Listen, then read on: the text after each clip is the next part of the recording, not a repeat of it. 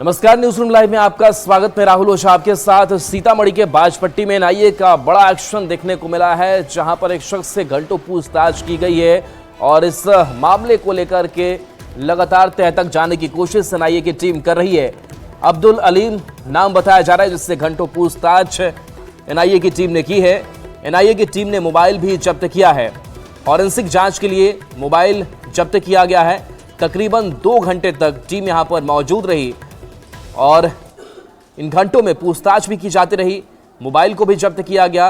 Forensic जांच के लिए मोबाइल यह जब्त किया गया। तस्वीर आपको एक्सक्लूसिव तस्वीर दिखा रहे हैं, जब एनआईए की टीम यहां एक्शन के लिए, छापेमारी करने के लिए पहुंची थी। कई गाड़ियां पहुंची थी और कई सदस्य शामिल थे इससे एनआईए की टीम में, जिन्होंने पूछताछ भी की है।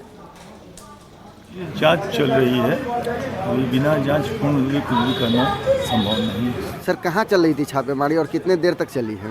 कुछ नहीं, बहुत ज़्यादा देर नहीं, छापेमारी नहीं, कुछ बिंदु की जांच की जा रही थी, न कि छापेमारी। कौन सा इलाका था सर बाजपट्टी का? बाजपट्टी का ही, बाजपट्टी में ही। तो क्या सर इसमें कोई डिटेन किया गया है या किसी की गिरफ्तारी हुई है? कोई गिरफ्तारी नहीं हुई। सर, एनआईए की कितनी सदस्यीय टीम इस छापेमारी को लीड कर रही थी सर? इस संबंध में अभी विस्तृत जानकारी पूरी प्रक्रिया होने के पश्चात ही कुछ दी जा सकती है। राकेश रंजन, न्यूज 18 संवाददाता हमारे साथ फोन लाइन पर जुड़े हुए हैं। राकेश, ये अब्दुल अलीम कौन है जिससे पूछताछ की गई है? क्या अपडेट इस कार्रवाई को लेकर?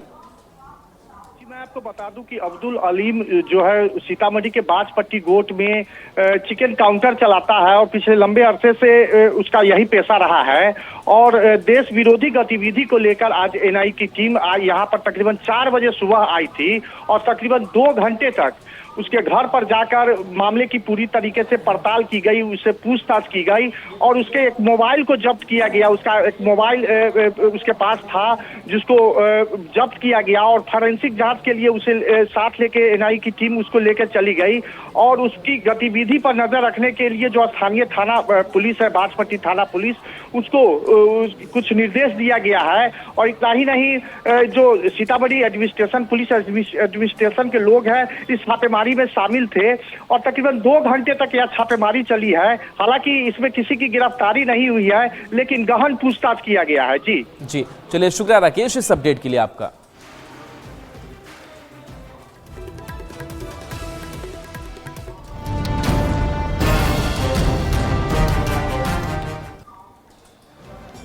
बेंगलुरु में बिहार के समस्तीपुर के रहने वाले एआई इंजीनियर अतुल सुभाष की खुदकुशी मामले ने पूरे देश को झकझोर दिया है। लगातार कई सवाल सिस्टम पर उठ रहे हैं। परिवार वालों का रो रो कर बुरा हाल है। अस्थि कलश लेकर के परिवार वाले उनके घर पहुंचे हैं, लेकिन उस अस्थि कलश को लेकर भी वीडियो के जरिए कई बातें भी कही हैं अतुल सुभाष ने। जब वो खुदकुशी से पहले घंटों का वीडियो उन्होंने बनाया।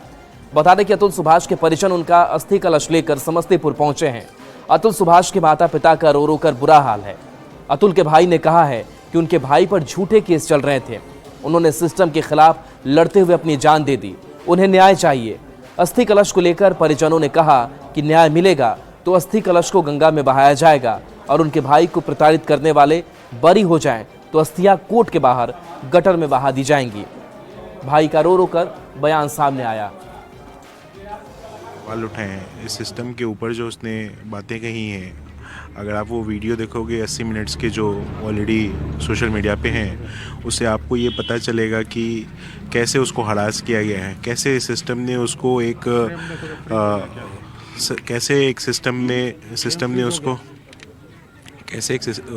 सिस्टम ने उसको इस चीज़ के लिए उकसाया, इस चीज़ के लिए प्रोवोक किया गया।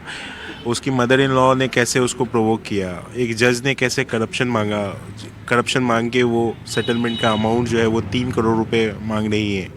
और उस बात पे जो है वो कह रही है कि सुसाइड, तुम्हारे पास पैसे नहीं है तो तुम सुसाइड क्यों नहीं कर लेते। तो वो जज जो है वो हंस रही है उस बात पे। तो ये सिस्टम फेलियर नहीं है तो क्या है? अगर मैं हाई कोर्ट में केस डालता हूँ तो उसमें मेरे भाई ने उस वीडियो में बताया है कि अगर हाई कोर्ट में अगर केस डालते हैं तो शायद उसको जौनपुर से इलाहाबाद जाने के लिए 50,000 रुपये देने पड़ेंगे, तभी आप वो केस डाल सकते हो। तो क्या एक हस्बैंड जो है वो एटीएम मशीन तो नहीं रह गया है ना, शादी करके वो एटीएम का मशीन बन गया है कि डिवोर्स केस फाइल करो और उसके बाद जो है वो आप जो है वो पैसे की मशीन बन जाओ, हर चीज़ में पैसे आपको देने पड़ेंगे।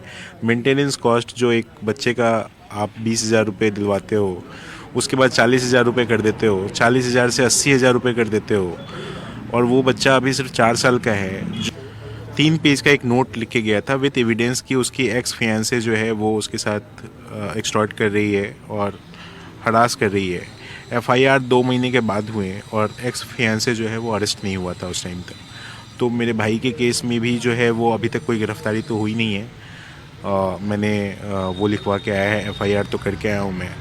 तो मेरा सिस्टम से क्वेश्चन है कि क्या ये लॉ जो है एक इंडिया में जेंडर बेस्ड नहीं होकर रह गया है? क्या जेंडर बेस्ड क्यों नहीं है ये कानून? अगर मैं इसके हिसाब से बात करूं या मैं अपने भाई की बात करूं तो जेंडर बेस्ड कानून बनना चाहिए फिर इस हिसाब से, तो कि भाई मेन के लिए अलग। सर एक ही चीज़ हम चाहते हैं कि जस्टिस इज़ ड्यू है, वो जस्टिस हमें और हमारे परिवार वालों को मिलने। मेरे भाई की अगर आप सुसाइडल नोट देखे हैं तो उसकी अंतिम इच्छा ये है कि अगर कोर्ट से उसको जस्टिस मिलता है तो उसकी अस्थियां को गंगा में बहाई जाए। अगर जस्टिस नहीं मिलता है तो कोर्ट के बाहर जो है वो गटर में उसकी अस्थियां बहा दी जाए।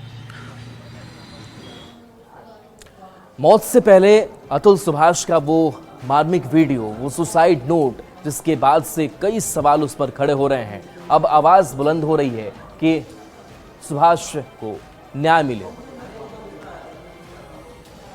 कोर्ट तो लिबरल हो गए हैं, क्वाश भी कर देते हैं, बेल के मामले में लिबरल हो गए हैं, लेकिन ये प्रावधान जो कानून का होना चाहिए उसमें थोड़े बदलाव की आवश्यकता है। एक प्रिलिमिनरी इंक्वायरी हो before lodging the first information report. Complaint lodge करने के पहले एक इंक्वायरी हो।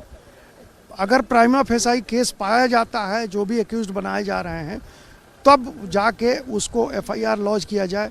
बेल को नॉन बेलेबल अभी तक है, उसको बेलेबल कर दिया जाए। बहुत ही दुखद घटना है, बहुत ही शर्मनाक घटना है, और मैं चाहती हूं कि वो पत्नी जिसने पैसे की हवस में अपने पति की जान ली है और वो पुलिस जिसने ये फर्जी केस लिखे हैं, उन दोनों पे मुकदमे कायम किए जाए।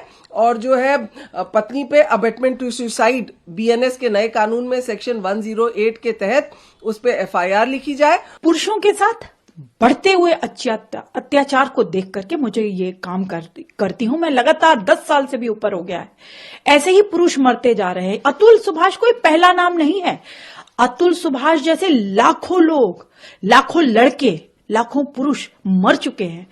34 साल का अतुल सुभाष को कितना मजबूर कर दिया। The system has failed.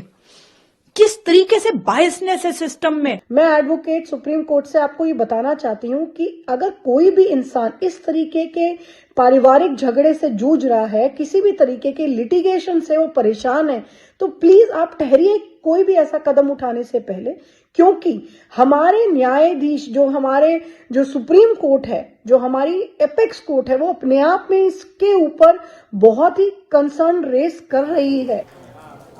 Atul Subhash की पत्नी निकिता सिंघानिया, जिसके घर वाले घर छोड़कर फरार हो गए हैं, घर पर ताला लटका हुआ है। बता दें कि उनकी पत्नी की मां और निकिता सिंघानिया के भाई रात के अंधेरे में बाइक पर बैठकर भागते हुए दिखाई दे रहे हैं, जो तस्वीर न्यूज़ 18 के कैमरे में कैद हुई है। एक्सक्लूसिव तस्वीर आपको हम दिखा रहे हैं। निकिता के घर में ताला लटका है।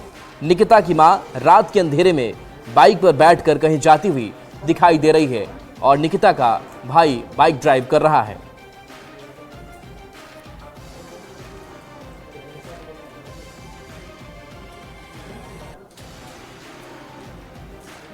अब देखिए, निकिता सिंघानिया के चाचा की तरफ से भी बयान सामने आया है और उन्होंने इस सारे आरोपों को, सारे घटनाक्रम को बेबुनियाद बताया है और कहा है कि कोर्ट में यह मामला चल रहा है और कोर्ट का जो भी फैसला आएगा उसका हम सम्मान करेंगे, लेकिन ये आरोप बेबुनियाद है। और साथ ही साथ उन्होंने कहा कि निकिता से फिलहाल हमारा कोई संपर्क नहीं है और मुझे भी घसीटा जा रहा है, मेरा कोई इन्वॉल्वमेंट नहीं है।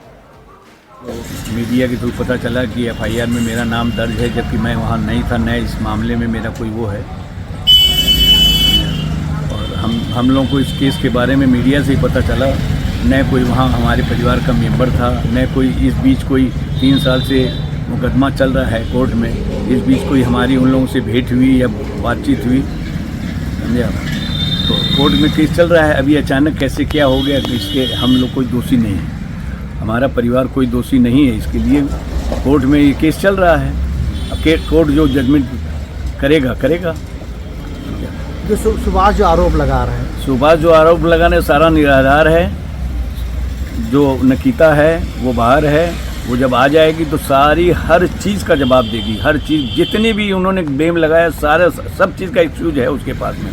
लेकिन अब मैं तो इस बारे में तो एकदम दूसरे मकान में रहता हूँ, रिश्ते में उसका ताऊ जरूर हूँ गार्जियन के रूप में, लेकिन बाकी सारा केस का सिलसिले में क्या हो रहा है क्या नहीं हो रहा मेरे को जानकारी नहीं है, वही लोग करते हैं। बढ़ेंगे आगे। जॉर्ज सोरोस और कांग्रेस कनेक्शन को लेकर के लगातार बीजेपी हमलावर नजर आ रही है, खास करके संसद की अगर बात करें तो वहां पर यह मामला काफी गर्माता हुआ दिखाई दे रहा है। केंद्रीय मंत्री गिरिराज सिंह की अगर बात करें तो उन्होंने पोस्टर भी लहराए हैं और उन्होंने पूछा है कि आखिर ये रिश्ता क्या कहलाता है। संसद भवन परिसर में गिरिराज सिंह ने पोस्टर लहरा दिए, सोनिया गांधी और जॉर्ज सोरोस का पोस्टर उन्होंने लहराया है। तस्वीर आपको दिखाएंगे। संसद भवन के बाहर गिरिराज सिंह प्रदर्शन करते हुए दिखाई दे रहे हैं, दोनों हाथों में यह पोस्टर है जहां पूछा है कि सोरोस से तेरा रिश्ता क्या कहलाता है और पूछा है कि सोनिया जवाब दे ये रिश्ता क्या कहलाता है। वही है जिसने देश के खिलाफ, भारत के खिलाफ बिलियन का बिलियन डॉलर खर्च कर रहा है भारत को तोड़ने के लिए। इसीलिए सोनिया गांधी जी जवाब दें, सोनिया गांधी जवाब दें, यही मैं कह रहा हूं। और देखिए, सीएम नीतीश कुमार की यात्रा को लेकर के नेता प्रतिपक्ष तेजस्वी यादव लगातार उस पर सवाल उठा रहे हैं और इस सवाल पर पलटवार भी किया जा रहा है जेडीयू की तरफ से और कहा यह जा रहा है कि नीतीश कुमार महिलाओं से इसलिए संवाद कर रहे हैं ताकि उनका सशक्तिकरण हो सके, योजनाएं क्या कैसे चल रही है उसका भी वो फीडबैक ले सके। बता दें कि जेडीयू संसदीय दल के नेता दिलेश्वर कामैत ने तेजस्वी पर हमला बोला है। दिलेश्वर कामैत ने कहा है कि तेजस्वी यादव बकवास कर रहे हैं, सीएम नीतीश के नेतृत्व में बिहार का चौतरफा विकास हो रहा है। तो फालतू बात वो तेजस्वी कर रहे हैं, उसको याद नहीं है 2005 की क्या स्थिति थी, क्या हो रहा था, जंगल राज था और लोग शाम में हो जाने से निकलता नहीं था। आज चारों तरफ शांति है। माननीय मुख्यमंत्री जी एनडीए सरकार बना करके, एनडीए की सरकार में रह के पूरे बिहार का सर्वांगीण उन्होंने विकास किया है। उसने जो विकास किया है आज दूसरे हमारे देश के दूसरे राज्य उसका अनुकरण कर रहे हैं और खास करके महिला का सशक्तिकरण, महिलाओं के लिए उसने जो काम किया है। आज महिला आप देखे हैं गत चुनाव में, लोकसभा चुनाव में महिलाओं का वोटिंग प्रतिशत ज्यादा था। तो नीतीश की इस यात्रा पर एक तरफ तेजस्वी यादव खर्चों को लेकर के सवाल उठा रहे हैं, तो दूसरी तरफ जो बयान सामने आया था लालू प्रसाद यादव का नीतीश कुमार को लेकर के और इस टिप्पणी के बाद भी सियासत काफी गर्म हो चली और ऐसे में बीजेपी महिला मोर्चा की अध्यक्ष ने भी सवाल उठाया है और कहा है कि लालू प्रसाद यादव ने महिलाओं का अपमान किया है और इस तरह की ओछी बातें करते हैं देश की महिलाओं के लिए, देश की महिलाओं के लिए अपमानजनक बातें बोलते हैं, कहते हैं कि नयन सुख ले रहे हैं, फिजूल खर्ची है। तो ये देश की महिलाओं का अपमान है, महिलाओं को शर्मसार किया जा रहा है। लेकिन मैं आपके माध्यम से बता देना चाहती हूँ तेजस्वी यादव जी को कि आप जो फिजूल खर्ची कर रहे हैं ना, वो जब आपके माँ और पिताजी शासन में थे, मुख्यमंत्री थे, तो उस समय महिलाओं के साथ अत्याचार होता था, बलात्कार होता था, कोई भी मतलब विकास की बातें नहीं होती थी। जो भी घातक लोग होते हैं ना, राक्षसी लोग होते हैं, उनका नाश होता है, सर्वनाश होता है। तो लालू जी का पतन, अंत आ गया है, तेजस्वी यादव का अंत आ गया है और नारी शक्ति दुर्गा और चंडी बन करके 2025 में हमारा चुनाव है बिहार का, तो उनका जमानत जब्त होगा और प्रचंड बहुमत से एनडीए की सरकार बनेगी। अब बात उस नाबालिग की, उस लड़की की जो बांग्लादेश में प्रताड़ित होकर वो पनाह लेना भारत में चाह रही थी। बताया जा रहा है कि बीएसएफ के जवानों ने उससे पकड़ा, उससे पूछताछ की है। खबर किशनगंज से है, जहां बांग्लादेश में प्रताड़ित होने के बाद जान बचाने के लिए भारत में प्रवेश कर रही एक नाबालिग को बीएसएफ ने पकड़ा है। सीमा प्रहरियों ने पश्चिम बंगाल के दिनाजपुर के चोपड़ा ब्लॉक के फतेहपुर बीओपी इलाके से नाबालिग लड़की को गिरफ्तार कर चोपड़ा थाने की पुलिस को सौंप दिया है। बताया जा रहा है कि नाबालिग प्रताड़ना के डर से अपने घर से भाग गई थी। बांग्लादेश के पंचागढ़ जिले के रहने वाले नाबालिग का परिवार इस्कॉन से जुड़ा है, जिसके कारण उसे घर से उठा ले जाने की धमकी दी जा रही थी। आखिरकार नाबालिग को कोई रास्ता ना मिलने पर भारत भागने पर मजबूर होना पड़ा। उनका इरादा जलपाईगुड़ी के बेलाकोबा में एक रिश्तेदार के घर जाने का था। हालांकि रिश्तेदार के घर पहुंच पाती उससे पहले ही सीमा सुरक्षा बल ने उसे पकड़ लिया।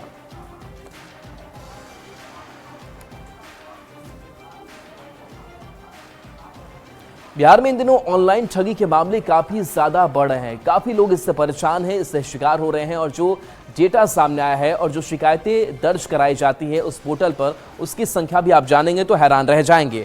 थानों के साथ ही national cyber crime reporting portal पर रोजाना सैकड़ों शिकायतें आ रही हैं। इस साल जनवरी से नवंबर तक की बात करें तो एनसीआरपी पर ऑनलाइन वित्तीय धोखाधड़ी से संबंधित 70,057 शिकायत दर्ज की गई है। इन शिकायतों का सत्यापन करने के बाद 3,668 मामलों में एफआईआर दर्ज कर पोर्टल पर अपडेट किया गया। 11 महीने में 394 करोड़ की ऑनलाइन वित्तीय धोखाधड़ी की बात सामने आई है। ज्यादा जानकारी दे रहे हैं संवाददाता अमित कुमार। धमाक दिन प्रतिदिन बढ़ती जा रही है। बीते 11 महीनों की बात करें तो बीते 11 महीनों में साइबर अपराधियों ने बिहार के अलग अलग जिलों से जो लोग हैं उन्हें चूना लगाते हुए 329 करोड़ का ठगी किया। और बताते ये चले कि हर दिन किसी न किसी के साथ ऑनलाइन ठगी हो रही है। थानों के साथ ही national cyber crime reporting portal यानी कि एनसीआरबी पर भी शिकायतें आ रही है। इस साल जनवरी से नवंबर तक एनसीआरबी पर ऑनलाइन वित्तीय धोखाधड़ी से संबंधित 70,057 शिकायतें दर्ज की गई है। इन शिकायतों का सत्यापन करने के बाद 3,668 मामलों में प्राथमिकी दर्ज कर पोर्टल पर अपडेट किया गया है। इस तरह 11 महीने में 394 करोड़ की ऑनलाइन ठगी यानी वित्तीय धोखाधड़ी की बात जो है वो सामने आई है। इसके सापेक्ष 65.47 करोड़ की राशि बैंक में होल्ड भी कराई गई है, जो प्रतिवेदित राशि का 16.78% ही है।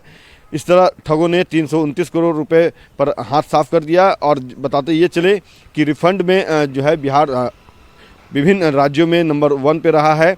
और धोखाधड़ी के मामले में रिफंड की राशि का प्रतिशत बढ़ाने के लिए आर्थिक अपराध इकाई यानी कि ईओयू की साइबर सेल लगातार प्रयास में जुट रही है। अगस्त के बाद अगर हम नवंबर की बात कर रहे हैं तो नवंबर का भी डाटा नहीं आया है, लेकिन जो अनुमान लगाया जा रहा है कि आर्थिक अपराध इकाई जो है वो लगातार वित्तीय धोखाधड़ी के जो मामले हैं उसमें न सिर्फ एफआईआर लॉन्च कर रहा है बल्कि उसका तेजी से अनुसंधान कर पीड़ितों को राहत देने का भाई काम कर रहा है। साथ ही साथ जो जागरूकता है वो भी फैलाई जा रही है। आर्थिक अपराध इकाई के द्वारा लगातार लोगों को ये बताया जा रहा है कि कैसे आप सोशल मीडिया या ऑनलाइन ठगी जो है या फिर डिजिटल अरेस्ट जो है उससे कैसे आप बच सकते हैं। तो इसको लेकर के लगातार जागरूकता अभियान जो है आर्थिक अपराध इकाई की तरफ से चलाई जा रही है और इसका कुछ हद तक लाभ भी जो है वो लोगों को मिला है। अमित कुमार, न्यूज़ 18 पटना। दानापुर के बेटा में पुलिस पर हमला और सरकारी पिस्टल छीनने का मामला सामने आया था और इस मामले को लेकर के अब एक आरोपी को पुलिस ने गिरफ्तार कर लिया है। इसके ऊपर अब कार्रवाई चल रही है। बता दें कि पुलिस अब तक इस मामले में कुल 4 लोगों को गिरफ्तार कर चुकी है। बेटा थानाध्यक्ष राजकुमार पांडे ने जानकारी देते हुए बताया कि 3 महीने पहले बेटा थाना क्षेत्र के आनंदपुर गाँव में रात के अंधेरे में पुलिस टीम पर हमला किया गया था और पुलिस से सरकारी पिस्टल छीन ली गई थी। इस मामले में पुलिस ने एक और आरोपी को गिरफ्तार किया है। फिलहाल आगे की कार्रवाई जारी है। इसमें जो है क्या ये लोग जो है किया था, पुलिस बल के साथ लोग लग गए थे तथा उनका पिस्टल छीनने का प्रयास लोग किए थे। हाँ, कुछ पुलिसकर्मियों को हल्की चोटें भी आई थी।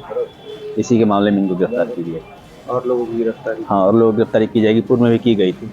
कितने लोगों की गिरफ्तारी की गई? पूर्व में 3 लोगों की गिरफ्तारी की गई थी। अभी इनकी और भी की जाएगी। और आज से बड़ी खबर है, जहां पर इंडिया गठबंधन में नेतृत्व को लेकर के लगातार घमासान मचा हुआ है। अब जेएमएम की तरफ से कल्पना सोरेन को लेकर के दावा किया जा चुका है।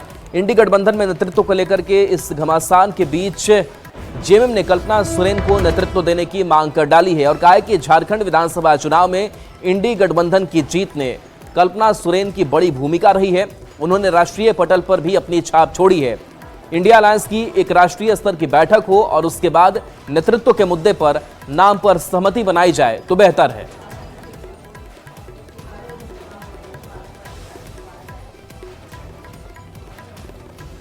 लोकप्रियता हासिल की कल्पना सोरेन ने बहुत कम समय में, मात्र 8 महीने में राष्ट्रीय फलक पर छा गई। ऐसा कभी देखने को नहीं मिला था। मुझे नहीं लगता है भारतीय राजनीति के इतिहास में ऐसा कोई वाकया कभी आया। और जिस गंभीरता से और जिस बेहतरीन तरीके से वो चीज़ों को संभालती हैं और एक इतना बड़ा जनादेश में उनका भी योगदान है। मैं तो बोलूँगा कल्पना सोरेन जी को आगे बढ़ाया जाए, उनका नाम लाया जाए, उनको कन्वीनर बना दिया जाए। इंडिया गठबंधन बुलंदियों पर पहुंच जाएगी, ऐसा मेरा मानना। और देखिए, इंडिया गठबंधन के नेतृत्व वाले बयान को लेकर के कांग्रेस ने कहा कि सिर्फ एक बयान दे देने से कुछ होता नहीं है। वहीं बीजेपी ये कह रही है कि देखिए, इंडिया अलायंस में जिस तरीके से आपस में सिर्फ उटावल जारी है। तो इंडिया अलायंस के घटक दल हैं, जो मजबूत घटक दल हैं, वो तय करेंगे कि किनके हाथों में नेतृत्व जाएगा। नेतृत्व तो अभी कांग्रेस के हाथों में है और कांग्रेस नेतृत्व उसकी कर रही है। कि राहुल बाबा को इंट्रोस्पेक्शन करना चाहिए। उनके नेतृत्व पर जितने उनके घटक दल हैं सभी प्रश्न उठा रहे हैं। ममता बनर्जी जी ने जिस प्रश्न की शुरुआत की थी, समाजवादी पार्टी और साउथ से भी यही प्रश्न उठ रहा है कि शायद कांग्रेस अब अप्रासंगिक हो गई है। उसके नेतृत्वकर्ता अब देश का नेतृत्व नहीं कर सकते विपक्ष के रूप में। तो अब राहुल बाबा को इस चीज़ को स्वीकार करना चाहिए। कितनी बार इस फुस बम की लॉन्चिंग करती रहेगी कांग्रेस? नया नेतृत्व तलाश।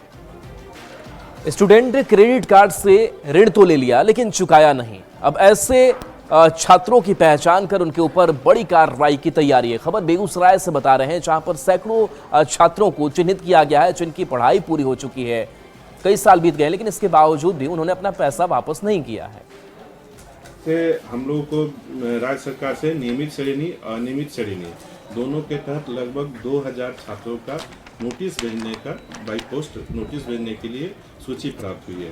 2000 में से 1400 छात्रों को हमारे द्वारा रजिस्टर्ड डाक से भेजी जा चुकी है। रजिस्टर्ड डाक से उन्हीं छात्रों को नोटिस भेजी जा रही है जिनको मेल के माध्यम से पूर्व में नोटिस जा चुकी है। उन 1400 छात्रों में से विभाग के द्वारा 1122 छात्रों पर सर्टिफिकेट केस दर्ज करने हेतु विगत महीनों में सूची प्राप्त हुई थी। 1122 छात्रों में से 924 छात्रों पर सर्टिफिकेट केस दर्ज की कार्रवाई करने हेतु यहाँ से सूची और दस्तावेज जिला नीलाम कार्यालय में उपलब्ध कराई गई है, जिसमें से अभी लगभग 500-550 छात्रों का केस नंबर भी प्राप्त हो चुका है। और चलिए, न्यूज़ रूम लाइव में इतना ही। न्यूज़ 18 बिहार झारखंड पर खबरें आपके लिए लगातार जारी हैं।